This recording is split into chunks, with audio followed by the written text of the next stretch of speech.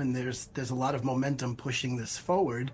I do believe that some of the recent rhetoric from incoming, President-elect Trump has certainly put a little bit more pressure probably on Hamas to come back to the table. But I'm sure that the credit will be shared on both administrations. And, whether we're happy about a deal that releases potentially thousands of terrorists, many of them with blood on their hands, there's no question that all of us, want to see our hostages returned. That's front of mind for all of us. Yeah, and I'm so glad you touched on that. I mean, it's now been, dear God, more than a year since these folks have been held hostage. Not only that, but then to think that they would, in essence, be exchanged for, as you stated, a lot of prisoners that have blood on their hands. Can you see why, as to some are saying, this is not a good idea? Sure. I mean, all you have to do is go back to the release of Gilad Shalit about 10 years ago, when we released over 1,000 terrorists, one of whom was Yahya Sinwar. So the last time we did this and we exchanged 1,000 terrorists for one soldier, it ended up, coming back to create the situation that occurred on October 7th. So releasing potentially hundreds, if not thousands, of prisoners that are in Israeli prisons at the moment. We know the history has been that it will lead to only more violence going forward. So it's obvious that, you're dealing with a democratic society, and it's it's not a monolithic population. Everybody's going to have different opinions on this. And from the people I've spoken to, many are very concerned that their children who have been fighting for the past 15 months to remove the scourge of terrorism and potentials for future October 7ths may be in vain. Yeah. God, I can only imagine, to your point. Yeah, you sign up to fight. You sign up to fight for what you believe in, and then lo and behold, you have these prisoners that perhaps killed some of your loved ones back on the streets, if you will. There's been only one brief ceasefire since that war began on October 2023. And so with that being said, the thought that potentially there could be yet another ceasefire, it is a step in the right direction, is it not? So again, it's a step in the right direction, but the question is always at what cost? So look, I know people.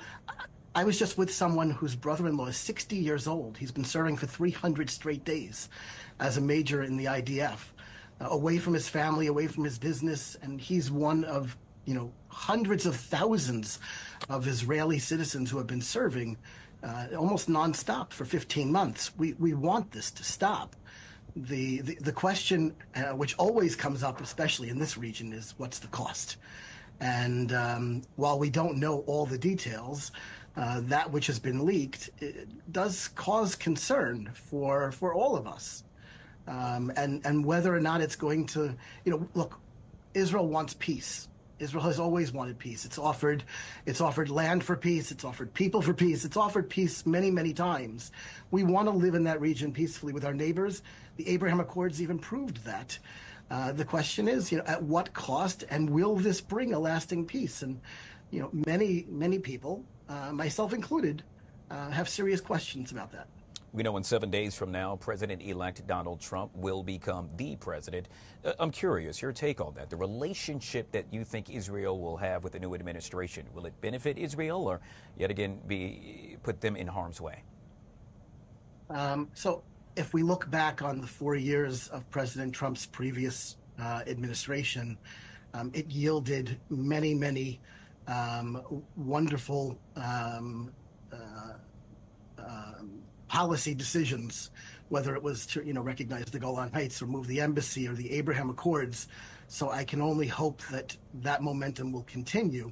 But Israel has to stand on its own 2 feet. It's an independent, democratic nation that serves all of its people, and it has to make decisions for itself So while, I am hopeful that the incoming Trump administration will be a positive development, I have a personal relationship with Governor Huckabee and others that have been nominated in the administration, and I know that they have Israel's best interests at heart. At the end of the day, it's for the Israeli population and the Israeli leaders to determine its course and its future. And that's what we have to hope will take over the day. A lot of folks would argue that responsibility also falls on the Israeli Prime Minister Benjamin Netanyahu. Would you agree? Of course. I mean, he is the elected leader of Israel, and has been for quite a number of years out of the past 2 decades.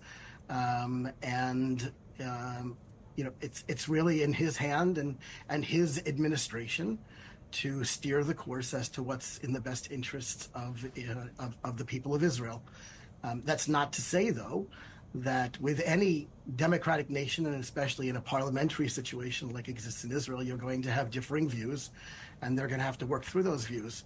I know I think you mentioned that, or I think your piece before we came on, Trey Yanks mentioned that, some of the conservative members of the government have voiced very serious concerns about this deal for the reasons that we just mentioned. So that's for them to work out. And hopefully, if there is a deal, it will be a deal that benefits, the Israeli people and the Palestinian people.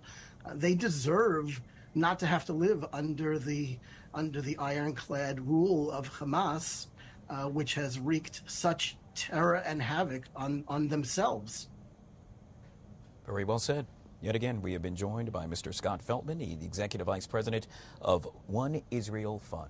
Mr. Feltman, thank you so much for your time, sir. We truly appreciate you coming on the show. Guy, thank you so much for having me, and have a great day. Very good, sir. You too. We'll take a quick break and we'll be right back.